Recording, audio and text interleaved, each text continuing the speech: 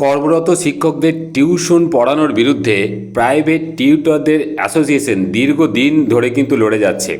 বিভিন্ন অফিসে ডেপুটেশন দেওয়া থেকে শুরু করে হাইকোর্টে মামলা। এবার সেই মামলায় রিপোর্ট তলব করল হাইকোর্ট।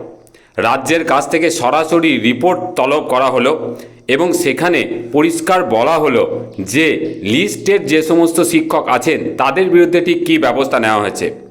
দেখুন, আমি আপনাদের কাছে অনুরোধ করব এই ভিডিওটি খুব সংক্ষিপ্ত, শুরু থেকে শেষ পর্যন্ত দেখুন এবং যদি আপনার বা আপনাদের কেউ পরিচিত থাকেন তো তাদের মধ্যে একটু শেয়ার করে দিন, কারণ এটি যতটা সহজ সরল ভাবা হচ্ছে ততটা সহজ সরল কিন্তু নয়। এবং সমস্ত শিক্ষকদের উদ্দেশ্যে বলবো এ বিষয়ে শিক্ষকদের তরফ থেকেও কিন্তু পদক্ষেপ নেওয়ার সময় এসেছে। সকলে সমবেত হন এবং অবশ্যই আইনি বিষয়ে ভাবনা শুরু করুন। তো চলুন প্রতিবেদনটা একটু দেখা যাক। দেখুন, এখানে সংবাদপত্রের প্রতিবেদনে কি বলেছে না, শিক্ষকদের টিউশন বন্ধে কি ব্যবস্থা, রিপোর্ট তলব কোর্টে।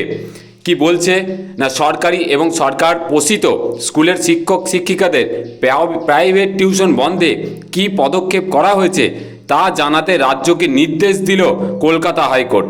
এ ব্যাপারে 8 বছর আগে রাজ্য সরকার যে নিষেধাজ্ঞা জারি করে বিজ্ঞপ্তি দেওয়ার পরেও এখনও কেন কোনো পদক্ষেপ করা হয়নি তার জবাব চেয়েছে প্রধান বিচারপতি সুজয় পালের ডিভিশন বেঞ্চ।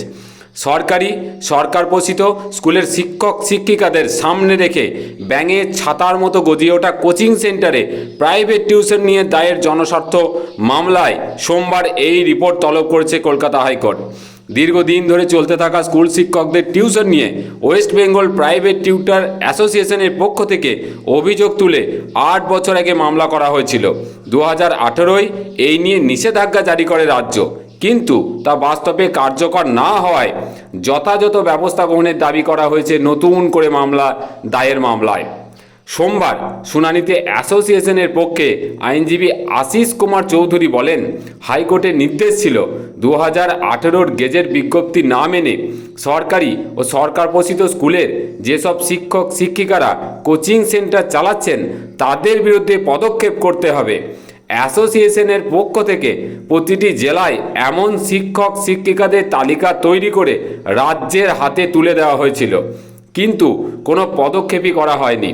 প্রধান বিচারপতি মধ্যশিক্ষা পর্ষদের আইনজীবীর উদ্দেশ্যে বলেন, নির্দেশিকা মেনে আপনারা সংশ্লিষ্ট শিক্ষক শিক্ষিকাদের বিরুদ্ধে কী আইনানুগ ব্যবস্থা নিয়েছেন তার কোনো তথ্য প্রমাণ রয়েছে? আইনজীবী জানান, লিখিত রিপোর্ট এই মুহূর্তে তার কাছে নেই। তারপরই বিস্তারিত রিপোর্ট সহ 3 সপ্তাহের মধ্যে হলফনামা পেশের নির্দেশ দেয় আদালত। তার মানে কলকাতা হাইকোর্টের যে প্রধান বিচারপতি ওনার যে ডিভিশন বেঞ্চে এই মামলাটি ওঠে এবং সেই মামলাটি একটা খুব গুরুত্বপূর্ণ জায়গায় কিন্তু আছে। কলকাতা হাইকোর্ট এবার সরাসরি জানতে চেয়েছে যে সমস্ত শিক্ষকদের বিরুদ্ধে টিউশন পড়ানো সংক্রান্ত অভিযোগ আছে তাদের বিরুদ্ধে পর্ষদ আইনানুগ কী ব্যবস্থা নিয়েছে সেটাকে কিন্তু পেশ করতে হবে এবং সেক্ষেত্রে পর্ষদ অবশ্যই 3 সপ্তাহের একটা সময় কিন্তু চেয়ে নিয়েছে। তো আমি আপনাদের আবারও বলছি যে শিক্ষকদের টিউশন পড়ানো নিয়ে কিন্তু বিভিন্ন রকম মতানৈক্য আছে, আইন কিন্তু আছে। তো সেই আইনের বলেই কিন্তু এই সমস্ত ব্যবস্থাগুলো নেওয়া হচ্ছে। তা যে সমস্ত শিক্ষক বা শিক্ষিকা যারা আছেন কর্মরত, যারা টিউশন পড়াচ্ছেন, বিভিন্ন রকম মতভেদ এখানে আছে। তো তারা অবশ্যই বিষয়টা একটু গুরুত্ব দিয়ে দেখুন, আর আপনার পরিচিত যদি কেউ থাকেন তাদের মধ্যে এটাকে একটু শেয়ার করুন। আর অবশ্যই আমি বলবো সমস্ত শিক্ষক শিক্ষিকা একজোট হওয়ার একটা চেষ্টা করুন, কারণ আইনি লড়াই আইনি পথেই কিন্তু করতে হবে। এই ছিল একটি ছোট্ট আপডেট। খুব ভালো থাকবেন, ধন্যবাদ।